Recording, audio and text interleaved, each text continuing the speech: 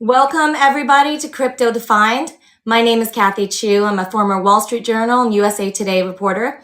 I'm your host for this weekly interview series where we look at the innovators, the disruptors, and sometimes the skeptics of the nearly $1 trillion crypto industry.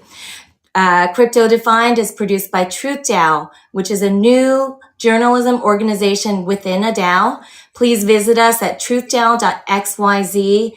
Join our Discord and Telegram communities for more information. Today's guest is Josh Goldbard. He's the founder and CEO of MobileCoin, a privacy-focused payment system designed for use on mobile phones. MobileCoin has investments from companies such as Sam Bankman-Fried's Alameda Research, Binance, and Coinbase Ventures, and the company is currently valued at $1 billion. Josh is also a founding partner at Crypto Lotus, a cryptocurrency-focused hedge fund. Thank you, Josh, for being with us today. It's such a pleasure to have you. I'm so glad to be here. Thank you so much for having me, Kathy. We are excited to hear about MobileCoin. Seems like there's a lot going on. So let's start with the basics, Josh. Yeah, were you going to say something? I said it's a crazy time in crypto, and we are building so much incredible stuff right now. It seems like it's never a crazy time in crypto, though, to be quite honest. But you're right that it's a particularly crazy time in crypto. So let's start with the basics of MobileCoin for those who don't know what MobileCoin is. MobileCoin wants to be the Cash App of the crypto world. Now, why is this something that is needed, in your opinion? And how is this different from everything that's already out there, Josh? So one of the biggest unsolved problems in crypto is how to use crypto on a mobile phone. How do you make it so that it's super easy to send money fully non-custodial with data protections, protecting your privacy from predatory corporations and criminals? That's what we're trying to do, is to build the best payment system in the world that lets you send money quickly at almost no cost anywhere in the world with the kind of privacy that you would expect from a global payment system. Nobody's been able to solve this right now, but MobileCoin has been working on this for 5 years, and we've built all of the infrastructure to enable this reality. So right now, you can download the Mobi app on your cell phone, and you're able to send end-to-end encrypted dollars as well as MobileCoin anywhere in the world with just a phone number. What we've tried to do is to create all of the magic of cryptocurrency without the pain of having to type in cryptocurrency addresses or remember 24 words. We just want to make it as easy as Venmo, but with all of the technology innovations of crypto. And when we talked last, you had mentioned to me, it's very important that it's a seamless experience. So users don't see the back end mechanisms of it. So they basically can just send within a few seconds, correct? So it's a quick step, should be a quick step to send rather than going through all these hurdles, correct? I wanted to make technology that people's grandparents could use to send money. I think that crypto should be something that anyone can use. And I just don't feel that most of the crypto products that exist today really hit that vision. And so we've tried to make something that is incredibly simple. You just type a phone number in, you select how much money you want to send, and you hit send. That's it. All of the complications of crypto are buried under the hood. It's actually one of the smoothest payment experiences, full stop. Whether you use crypto, Alipay, Venmo, it feels exactly the same. The difference is what we've made is non-custodial and has end-to-end encryption. Okay. So one of the most important features of MobileCoin is the privacy. And perhaps that's why you have investments from a lot of companies, including Alameda Research, et cetera. Talk to me, Josh, about why privacy is so important in terms of crypto payments and in terms of payments in general, not just in the crypto world, but payments overall. So I want to preface this by saying that at MobileCoin, we believe that privacy is a fundamental human right. Privacy is dignity. It is incredibly important that people have privacy. If we look at what just happened at the beginning of the Ukrainian-Russian war, what happened is that the Ukrainian banking system collapsed and crypto came in and essentially became the default banking system for that country. Without cryptocurrency, they would not have been able to operate at all right now in this incredibly critical time. MobileCoin was able to do humanitarian donations in the first days of the war, helping to bring supplies into towns like Kharkiv all over Ukraine in order to help them to survive in this terrible crisis that's happening now. That wouldn't have been possible even 5 years ago. So I think that we're at this place where cryptocurrency is playing this incredible role in world-changing events that allows financial systems to stay up even under incredibly difficult circumstances. I also think that privacy is critically important. Vitalik Buterin said that he utilized privacy protecting technologies in order to donate to the Ukrainian cause because he didn't want to be harassed by Russians or other people who would take advantage of that information. I think it's frankly insane that most blockchains today publish all of your payments on a publicly viewable global ledger. You should be able to prove that you made a payment globally, but you shouldn't publish that information in the clear. That just leads to all kinds of crazy abuses. One example that I have is that right now, if you make a Bitcoin payment at a Starbucks, not only can Starbucks see every Bitcoin payment that you make forever, but also all of the node operators know you're at that Starbucks. That's crazy. We need privacy to be able to do commerce at web scale, at Web3 scale. So let's compare this to what's out there in the market today outside the crypto world. So with Cash App and Venmo, when you make a payment, is there a way to hide, who you're paying to, or is that not available today and that's the need you're trying to solve? So this is the critical difference between what we've built at MobileCoin with our Mobi app and with our suite of services compared to other payment apps. Right now in PayPal, if PayPal doesn't like what you say online, they can fine you up to $2,500 in the app. That means that you can lose $2,500 because you have a bad tweet. You can lose $2,500 because somebody just doesn't like what you say. That's crazy. But that's the world that we're living in right now. To avoid this kind of radical censorship, this kind of monetary policy enforcing censorship, I think it's really critical that we have infrastructure that supports the ability for free commerce. In order for us to live in a free society, we must be able to perform private commerce. So, and just to drill down a little bit. So if I'm on Cash App or another payment mechanism right now that's available, if I pay you, Josh, would everyone be able to see that? I know it shows up on my Cash App and my Venmo, but is there a way to hide it? Or is that not possible? So there is no way for you to transact on Cash App, Venmo, Alipay, etc., without those organizations being party to the transaction. That is to say, every payment that you make on Cash App, every payment you make on Venmo, they can see it all. And I don't understand why that has to be. We live in a world where decentralized infrastructure exists. We can have a world that is peer-to-peer commerce. We should be enabling that world. That is the freest, most rational form of human commerce that we've ever imagined. Okay, that's very helpful. I wanted to clarify that because, I think a lot of people don't realize nowadays, and I didn't, that you cannot hide those transactions on Cash App and Venmo. I thought that I just did not fiddle around with it enough that I have that option. So let's talk about this privacy that you say is so important, Josh. The crypto world, in a lot of ways, is all about privacy, but there is this tug of war between privacy and letting people have enough information so they trust you. So talk to me a little bit about that. I think I'm sure when you came up with MobileCoin, you thought about these issues and thought about where is the correct balance between privacy and also transparency, correct?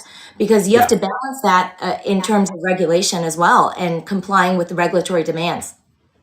So this is a really critical point. I want to make sure that this is clearly communicated. Financial institutions have a reporting obligation for financial transactions. This is a critical point. There's no way that we would make money that you can't spend. There'd be no point in doing that. So, in order to comply with financial regulations, financial institutions collect things called KYC AML. This is Know Your Customer Anti Money Laundering information. So, any regulated institution, they're already collecting this information, and MobileCoin cooperates with those regulated institutions. We think that there's a real line between peer to peer commerce and regulated institutional activity. And the law already around the world recognizes this. The regulations for institutions are radically different than those for individuals. So we are trying to reflect that in software. We're trying to maintain the freedoms that exist today for consumers, for people that are different from corporations. Notably, corporations have dramatically less freedom than individuals. And that is actually pretty rational if you look at the way that societies are constructed. Okay. So take me through how a transaction would work. And in order to comply with regulations, I believe last time we talked, Josh, you mentioned that at the on-ramp and off-ramps to exchanges, those transactions are not yet encrypted, but once it's peer-to-peer, it is encrypted. So can you explain that a little more and Yeah. just lay it out for us? Absolutely. So when you buy MobileCoin or eUSD on an exchange like FTX or Binance, what happens is that FTX and Binance are contributing those coin interactions to forensics institutions like Chainalysis, TRM, and Elliptic. And MobileCoin also contributes those transactions that are funding transactions to those institutions. When you are inside of the MobileCoin ecosystem, we protect all of your transactions with private pay. That means that MobileCoin, our node operators, Signal Messaging, which is one of our partners, none of us have any idea what the sender receiver amount of any transaction is that is protected by private pay. And that's critical because those are peer-to-peer transactions that are different from regulated institutional transactions. This is a hard line that we have to maintain because a society without private commerce is not a free society. So if regulators came to you, Josh, and said, Josh, I want to see all the record of your payments to Kathy Chu, okay? They would have to ask me and not Signal or MobileCoin. They would have to ask you. Okay, so MobileCoin would not have a record of our transactions if I'm paying you and you're paying me. So there's If we no are way. using a private pay transaction between me and you, the people who have that record are me and you, and the government would need to ask me or you for those transactions. Okay. Whereas with a Cash App or a Venmo, nowadays, the financial institutions would have the information, correct? So it's even worse than that. It's not just Venmo and Cash App that have those transactions. It's also Apple and Google from the notifications that you get on your phone. We've gone to extreme lengths to make sure that the notifications that are sent to your phone do not reveal the transaction graph, the record of all transactions to these companies, because we want to protect your data. Your data belongs to you, and it's incredibly important that we make sure that you own your data and not these predatory corporations. Okay. So we've seen cases in the crypto world recently where something that's private actually turned out to not be so private. Tornado Cash is an example where, companies, including Chainalysis, after the fact, they have these demixing services where they actually can, uncover who did these transactions. So can you talk a little bit about that, Josh? I mean, Yeah. can companies come in and actually demix this encryption that you've created for MobileCoin so that they could find out, again, Josh, who you're sending to or who I'm sending to or who anyone else is sending to? So I think it's important to recognize the differences between what Tornado Cash is doing or did and what MobileCoin does. So from day one at MobileCoin, we've had a compliance first stance. Unlike a lot of cryptocurrencies like Ethereum or Bitcoin, we've never had mining. We issued all the coins on day one so that we could have a perfect KYC AML record of everyone that we've ever sold a coin to. That was a marked difference between us and virtually every other cryptocurrency. In addition, we've always had KYC AML records at the on-ramps and off-ramps, and we've made sure that when coins exit the ecosystem, we know who is doing that and where that activity is occurring. That is a marked difference from the way that Tornado Cash acted, which is after the fact trying to bring compliance on. Compliance can never be an afterthought. It has to be a day one function of the product you're building.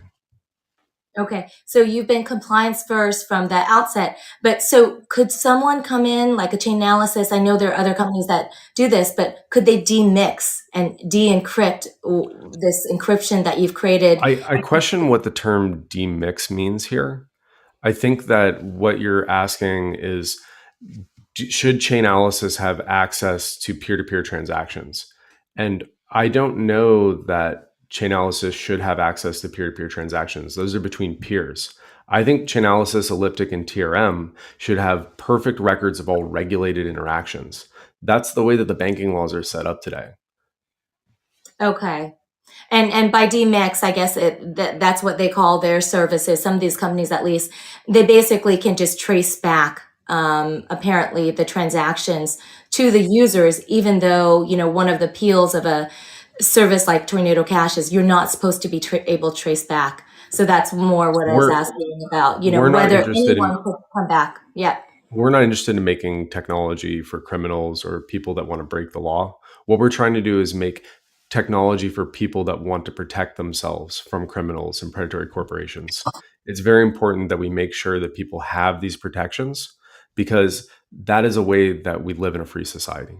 So I think it's really critical that we differentiate what MobileCoin is doing from Tornado Cash. We are doing everything we can to follow the law.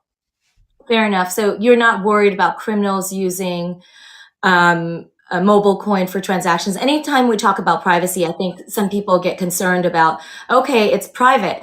I can do anything I want and I can send money to We are strange we places. are we are absolutely worried about this. This is something that we think about every single day. That's why we care so much about compliance. It's why we build all this regulatory technology.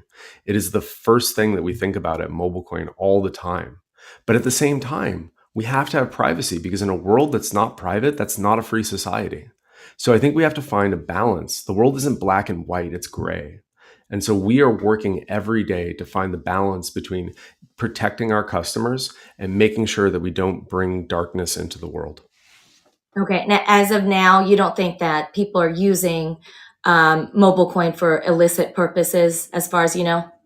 As far as I know, no one is using MobileCoin for illicit purposes. Okay, so let's talk about the activity happening on the MobileCoin blockchain every day. I know you probably can't disclose everything and all the numbers, but I think with the integration of Signal late last year, it happened last year, right, Josh? And That's then there was correct. a full global rollout, I think, beginning in November. So you started going from dozens of transactions on the blockchain to thousands of transactions, daily I transactions. think we're over a million at this point. I don't have the So exact I numbers was in going to front ask of you, me. so yeah, what's the update? How much activity are you seeing that you can disclose and talk So about the ecosystem? it's interesting because as the node operator, as one of the node operators in the MobileCoin network, we don't know the sender amount or receiver of any transaction. We can tell you that there have been over a million blocks, but I can't tell you the exact number of transactions or the exact number of money that's moved through the network. So I can tell you that there's been a million blocks and those blocks contain transactions, but I don't have those exact numbers in front of me and I wouldn't want to misspeak. Okay, but as far as you know, millions of transactions are happening a day now. So you are ramping They're up not, no, I don't, I want to be clear. It's a million blocks since inception. million We're blocks. very much in the beta stages of MobileCoin. We are at the point where people are starting to have a radical uptake of this, but we're in a growth phase of the organization. Okay, so talk to me about what happens when you send money through MobileCoin. You're integrated with Signal, so I opened up my Signal app and Mhm. I can see the send money, and you can see MobileCoin there. What are some other ways that people can use MobileCoin right now to send money if they wished? Yeah, so Signal is one of our best integrations. We're really proud of the work that we've done there. You can also use Mixin Messenger. That is an application that is integrated MobileCoin. I think what is really interesting is the Mobi app that we just launched. This is our first party wallet app. This, I think, is the cleanest cryptocurrency payment experience that exists in the market today. So if you want to just use Mobi, sorry, my laptop just died for a second. Apologies. If you want to use Mobi, you can actually just download it from the App Store. We have a wait list going right now, but we're going to start letting people off of the wait list starting around next month. And this, I think, is absolutely the best cryptocurrency payment experience. The way that it works is you just type in somebody's phone number and you can send them money. We've even invented a way to send people money before they set up a wallet. That was a lot of hacking, but it works today. How does that work? And when you talk about how it works, could you talk about whether people need to buy the token, the Mobi token, in order to send money? Because when you're talking about sending money, you're talking about sending crypto, right? You're not talking Yeah. about sending fiat. Well, it gets interesting to think about this, right? Because there's obviously a difference between a stablecoin and fiat. But functionally, if you have a dollar stabilized asset that's always worth $1, then that is something that can be a very easy medium of exchange. MobileCoin is a volatile asset. The price moves up and down. I couldn't tell you what the price is going to be tomorrow. But I can tell you that electronic USD, the technology we just delivered, will always be $1, as long as the dollars are still in the bank account, which we audit and prove every single day. So what we have built is a way that you can send volatile assets, MobileCoin, which are used for functionality controlling the MobileCoin network, and electronic dollars, eUSD. This is something that allows you to send stabilized assets, and we're hoping to expand to other currencies around the world in the coming years. We think that what we're going to create is something like a Rosetta Stone for global commerce. You're able to pay in whatever money you want to pay in, and the merchant can receive whatever money they want. You can very easily imagine somebody sending you an invoice and it shows you US dollars. You pay it and they receive euros automatically because the network transmutes it into euros. And these would be electronic euros, just to be clear. So I think that what we're trying to build is a new medium for global commerce that no one has ever imagined before. Okay, and it's interesting to talk to you right now because you are in that ramp up phase, Josh, where you had that signal integration late last year. Then I think it was a week and a half ago, you introduced eUSD. So let's talk about that a little bit. MobileCoin introduced eUSD, which is a stablecoin, and you said it's the first, as far as you know, data protecting stablecoin. So talk to me a little bit about that, and talk to me what the difference between your stablecoin is, why someone would want to use your stablecoin versus buying your token. Talk to me about how you go through your ecosystem. So I think some people want a volatile asset and some people want a stabilized asset. There are different reasons. And I think that the regulatory regime around a US dollar backed asset versus an asset that is clearly fully decentralized and is clearly created without a dollar backing is very different. I think that ultimately there are greater controls around stablecoins than there are around pure cryptocurrencies. So that's something to think about. The other piece is that for electronic USD, this is something that allows you to transact with stability, which is important for people around the world. We've seen a lot of uptake of cryptocurrencies that are stabilized in developing countries because they have dramatically less inflation than the local currency. So we think that this is a great use case. What separates eUSD from other stablecoins is one, it's extremely fast. Transactions settle in 5 seconds or less. It costs about a quarter penny to be able to settle a transaction. It works on a mobile phone natively without a light client, which is something no other cryptocurrency does. And it protects your privacy. It protects your data from predatory corporations and criminals. This is absolutely critical. It is insane that we have payment methods on blockchains right now that reveal all your transaction history for the rest of your life. That doesn't make any sense. What we need to do is have effectively SSL. What e-commerce required to explode in the world was SSL, encryption over the internet. Prior to having encryption on the internet, people used to email their credit card numbers to eBay. My dad did that back in the early 90s. That was the way that people actually paid for stuff online. That's crazy. We think that that's so primitive now, but that's the state that blockchains are in, and it's even worse. Any payment that you make on Bitcoin, any payment they make with USDC, you can see every payment that that person makes for the rest of their life. That's insane. We are fixing that world. It's interesting because you see all these on-chain sleuths that have traced, especially amid some of the meltdowns that have happened, that have traced some of the wallets of these founders of these companies that have melted down. and can see when they took money out, when they took money in. And it's an interesting paradox in the crypto world that, is supposed to be about privacy and anonymity, right? So is So, that why your company, you believe, has gotten traction so far and so many investments? Because well, I want to be clear here that I don't think anything we're doing would protect criminals because the investigation would force them to reveal the keys that had their wallets. And those keys would become a matter of the public record during the trial and during the investigation. And the investigative journalism could just as easily happen. I think okay. that once you have the keys that are public, you can start to view where the transactions are flowing. We aren't protecting criminals with this technology. We're protecting people that want to follow the law. It's really important that you understand that it's not something that is designed to protect criminals. It's designed to protect your data for legal transactions.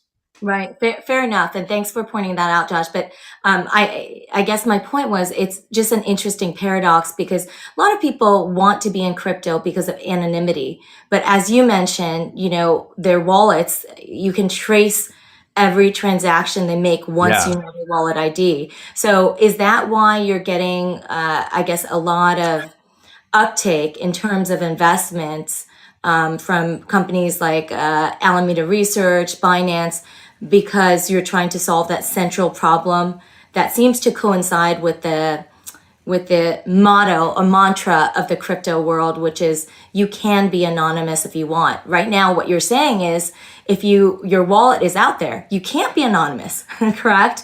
Because it's that's all right. traceable. Okay. So we have a lot of really amazing investors. We have Steve Jurvetson at Future Ventures, John Herring at VY Capital. We have Hemant Taneja at General Catalyst. We have a lot of really incredible tier one investors in MobileCoin. And the reason that they believe in us is that we are trying to make something that is the kind of money that people always imagined they would have in the 21st century. I actually think that a lot of these cryptocurrencies, even Bitcoin, would have loved to have done this encryption on day one. It just turns out that it's an incredible amount of work to make end to end encrypted products. There's a reason that no one else is shipping this kind of technology, this easy user experience that buries all of this encryption under the hood. It's difficult. MobileCoin has been grinding on this for 5 years to get to this point. But we're finally here. We finally have the technology. And best of all, we've done it in a carbon neutral fashion. So we're not even hurting the environment to make this technology happen. I think that this is the biggest story of what we're doing is just that we've taken the vision of cryptocurrency, the thing that Satoshi always wanted, and we're bringing it to life. People need to have privacy protections to be able to pay with money. It seems obvious, but it's a thing that just has never really hit fully in the cryptocurrency world until now.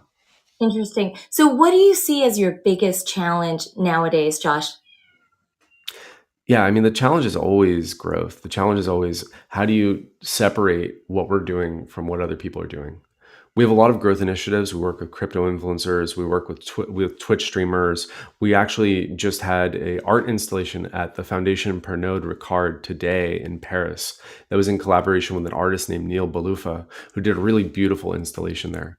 We try to support art because it's a medium of communication that is able to tell really complicated stories in visceral moments. And we think that that's what we're trying to do at MobileCoin. We're trying to tell a different story about how the world could be an alternative future, a better future, one where we're able to maintain our privacy online, the same privacy that we've taken for granted in the physical world. We have to fight for this. This isn't something that comes freely or cheaply. This is something that we have to fight for. You have to fight for your right to privacy. You have to fight for the future. So let's talk about your plans for growth. You're integrated into Signal. You have this app that you mentioned is probably the best user experience. So why Signal, Josh, versus Telegram? Because a lot of people in the crypto community use Telegram right now. Some people use WhatsApp as well. So talk to me about your plans for integrating into other messaging apps if you have them.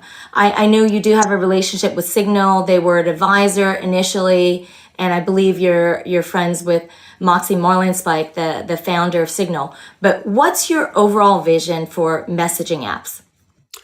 So there are a lot of messaging products that we admire in the market. I think there are aspects of Telegram and WhatsApp that are really incredible. The reason that we chose Signal as our first partner is that they are the only open source app that does messaging that is fully end-to-end encrypted with a large user base. That's not just the client, but also the server. In fact, Signal is so respected in the world that they are the only messaging app certified for use in the United States Senate and the European Parliament.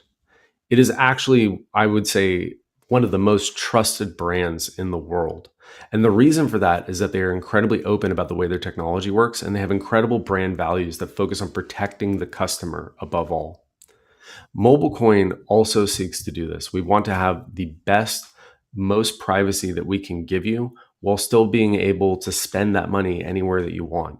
This is a tricky balance, but it's one that we're fighting for every day. So I think the reason that we chose Signal is that it's an incredible customer experience. Like MobileCoin, it buries all of the cryptography under the hood. You have no idea how many different cryptographic transactions are happening in Signal when you send a message. You just type and hit go and it sends. And I think that that's beautiful. That's the way that we wanted MobileCoin to work. That's the way that it works in Signal, and that's the way that it works in Mobi. Are you hoping to integrate with other messaging apps eventually as well? Or is that not on the Absolutely. Okay. MobileCoin is open source software. Anyone can integrate it. And it's really a beautiful SDK that's incredibly simple to integrate. If you are interested in integrating it, you can hit us up on Discord and we'll help you do it. What we want to make is a layer for global transactions that amplify human commerce all around the world. So let's talk about the crypto times we live in nowadays. You're ramping up at a very interesting time. With the stablecoins, Congress is considering regulation of stablecoins. We've seen the Terra Luna ecosystem collapse, Josh, and I know that eUSD is, as you mentioned, different. It's fully collateralized, first of all. But talk to me a little bit about this environment. Do you think that there will be do you see any hiccup in terms of adoption because of some of the things that are happening in the stablecoin world? And are people asking questions about, can we be sure that eUSD is safe, that it's fully collateralized, et cetera? Yeah, so I think it's a really critical point is just that there's a difference between algorithmic stablecoins and stablecoins that are fully collateralized. Let me be clear. eUSD is fully collateralized. It is traceable back to dollar-backed assets in banks. It's backed by assets like USDC, TUSD, and USD Paxos. And I think this is a really critical point is that there's a difference between stablecoins. Not all stablecoins are equal. Some are much better than others in terms of their ability to withstand the pressures of the movement of crypto. And we're certainly living in the winter of crypto at this moment. But I think that the use cases of crypto continue to compound every single day. There's more and more usage all the time in very different ways. And so what we're starting to see is a big blooming of an ecosystem that is growing really fast. And what happens in the winter is that the use cases become more real. It separates the wheat from the chaff. It brings out what are the real applications that actually solve customer problems. We are taking things that people literally cannot live without. We have organizations around the world that do humanitarian work where the workers are operating in countries where their lives are in danger depending on the way that they take payments. And MobileCoin and eUSD help to protect them from the dangers of accepting a payment in public. This is something where we work with an organization called Ideas Beyond Borders that does translation of Wikipedia into Arabic for critical thinking articles. And the translators work in extremely dangerous environments. We are helping organizations like that to work on humanitarian work. And it's something we're extremely proud of, all of the NGOs that we work with at MobileCoin. So just to go back to the fully collateralized part of the stablecoin, just so people understand, I believe the difference between eUSD being fully collateralized and being able to verify it is that you can verify it on the blockchain rather than having a third-party auditor come in and have Correct. to, because I think that's happening right now with Tether, Correct. where there's a third-party auditor coming in to verify its collateral. Correct. So it's slightly more. It's slightly more complicated than that. So if you look at what eUSD is, it's a basket of three different stablecoins. eUSD is composed of USDC, TUSD, and USDP. Each of those has an auditor which verifies that there are dollars in a bank account. And that is wholly different from Tether, which has never published, to my knowledge, a full audit of the holdings of their cryptocurrency. So if you look at USDC, they're publishing an audit every month. Same with TUSD, same with USDP. So I think that that is radically different than the narrative that coins like UST are spinning, where they say that we have this amount of money, but it turns out that it's all backed in Bitcoin or something like that. EUSD is always backed by dollar assets in a bank account that are verified by institutional auditors. Okay, thanks for clarifying that. Now, one other thing I wanted to ask you, SEC Chair Gary Gensler has come out and said many times in recent days that he believes most tokens are actually securities and should be regulated as such. How do you feel about this environment that the crypto industry is living in? I know that you, Josh, have said that you believe that your token is not a security, but does this worry you being in this environment where regulators are looking so closely at tokens and at stable coins? How do you feel about it? You know, it's not, that's not what worries me. What worries me is that I am almost 6 years into running this company. And if you told me that I would be 6 years into this thing and there would be zero crypto regulation in the United States, I would have told you that you're crazy. But here we are in the year 2022, approaching the end of the year. And if we're lucky, we're going to get a single bill that actually tells us what is and what is not legal. I cannot tell you how difficult it is to launch a business without regulatory clarity. It's one of the things that holds back the United States from participating in financial innovation is a lack of understanding of what is and what is not legal. I welcome regulatory clarity. I welcome understanding what is okay and what is not. MobileCoin wants to follow the law. The difficulty for us is that we have no idea what it is. And if you talk to the SEC or if you talk to lawyers, you get 6 different answers. And depending on which commissioner you're talking to at the SEC, even right now, you're going to get different answers. So I think this is a really difficult place for companies to operate. And if America wants to lead in the 21st century, we need to lead with legislation, not regulation by enforcement. Regulation by enforcement doesn't teach people how to behave. It just scares people. And that allows other countries to beat us to the financial markets that we so desperately need to compete in right now. Josh, and that's an interesting point. We're actually working on a story about this right now, probably going to publish any day. But, regulation by enforcement is one of the complaints of the crypto industry. I've heard some critics of the crypto industry say what the crypto industry is actually saying is not that they want regulation. They want watered down regulation so they can do what they want. What would you say to that? We've had some guests, including David Gerard, on the show talk about, that's not what crypto industry wants, regulation that's beneficial to them, not regulation. So I think we have to look at this from the perspective of what's in the interest of America. What's in the interest of the global society that we want to participate in? If we're maximizing for the most economic output with the least harm to individuals, that should be the shared goal. It shouldn't be, talking about watered down or too hard regulation. The question should be what maximizes the economic opportunity for social mobility for individuals while protecting the most vulnerable in our society. So I think there needs to be a conversation shift. It's not about watered down legislation. It's about allowing America and the global society to compete, to have a market where we can bring the best ideas forward and not have to hamper technology because regulations slow us down and force businesses offshore. If you look at many of the best businesses in cryptocurrency, they would have been started in the United States, but they got pushed offshore because we don't have any clarity about what is or is not legal. Why is FTX headquartered in the Bahamas? It's because there's no regulatory clarity in the United States.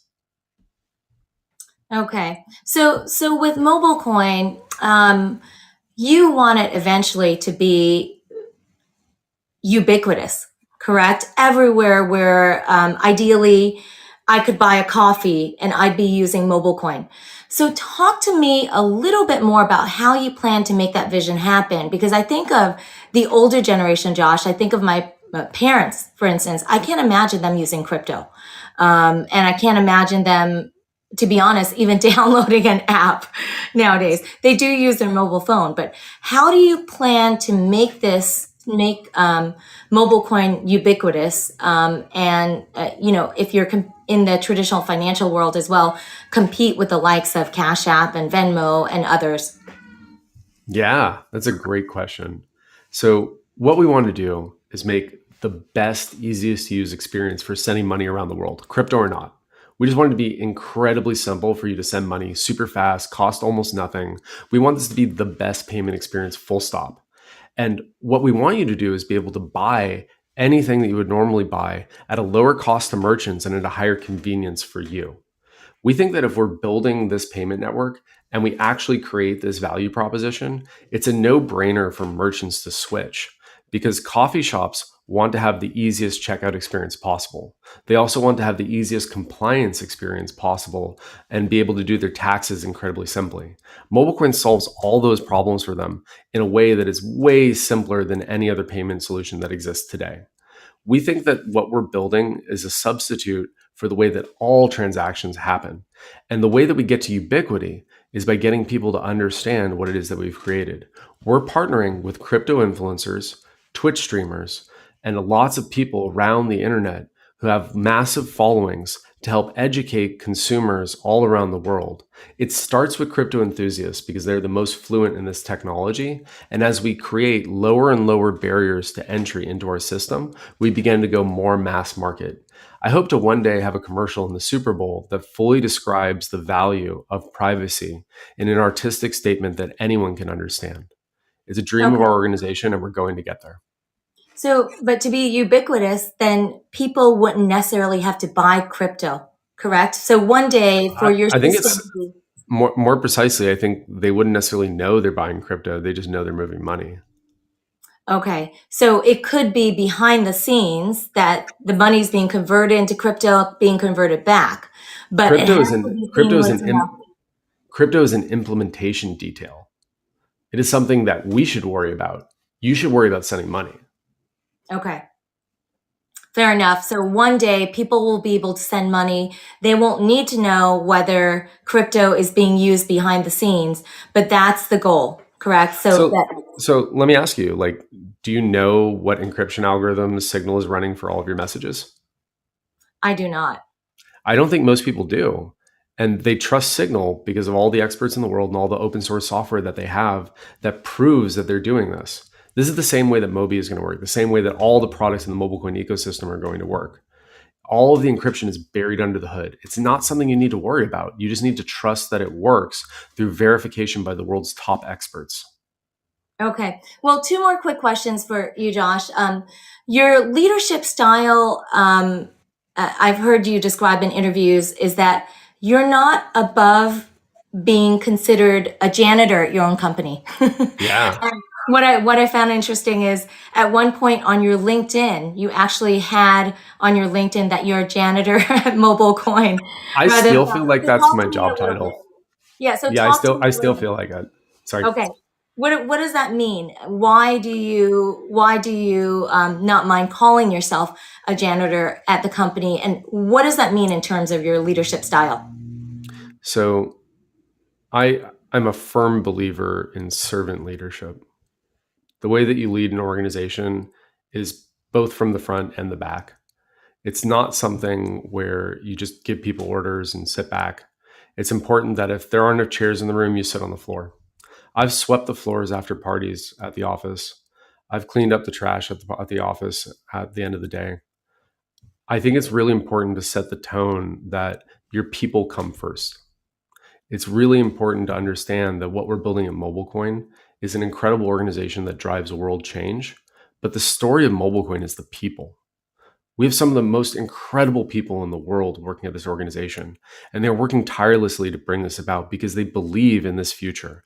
They believe in a world where privacy is protected that still complies with the law to prevent darkness entering our society. So this is something that I just I cannot harp on enough. The story of MobileCoin is our people. Okay, great. So, Josh, for my last question, I want to switch track a little bit. You're also the founder of Crypto Lotus, which is a crypto focused hedge fund.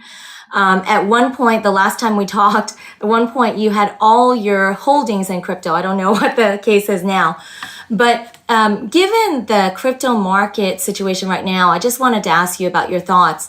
The market capitalization is 1/3 of the size of a year ago.